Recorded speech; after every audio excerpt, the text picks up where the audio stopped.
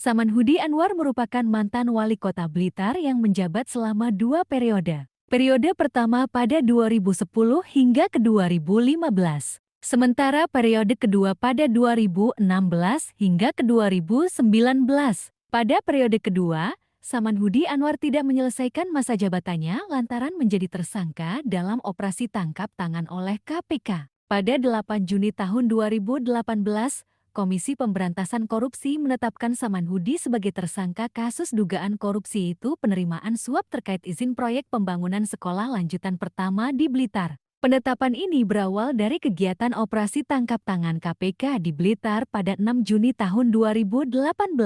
Setelah sempat dinyatakan buron dalam operasi tangkap tangan, Samanhudi akhirnya menyerahkan diri ke kantor Komisi Pemberantasan Korupsi pada malam hari 8 Juni tahun 2018. Esok harinya setelah dilakukan pemeriksaan selama 6 jam, Samanhudi langsung ditahan di Rutan Polres Metro Jakarta Pusat oleh Komisi Pemberantasan Korupsi.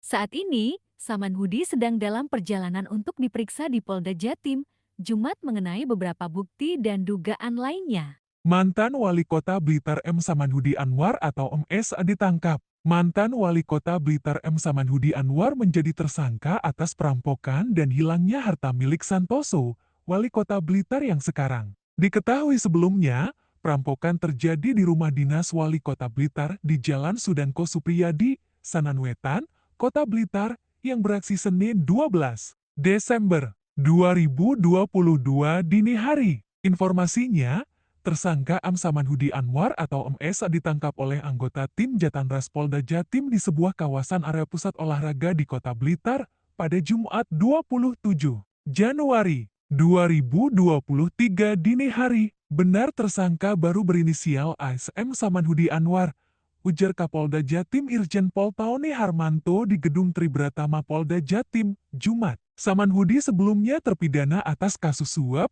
sejak tahun 2018 silam itu, diduga kuat menjadi otak aksi perampokan tersebut. Samanhudi baru keluar dari lapas Ragen pada Senin 10 Oktober 2022.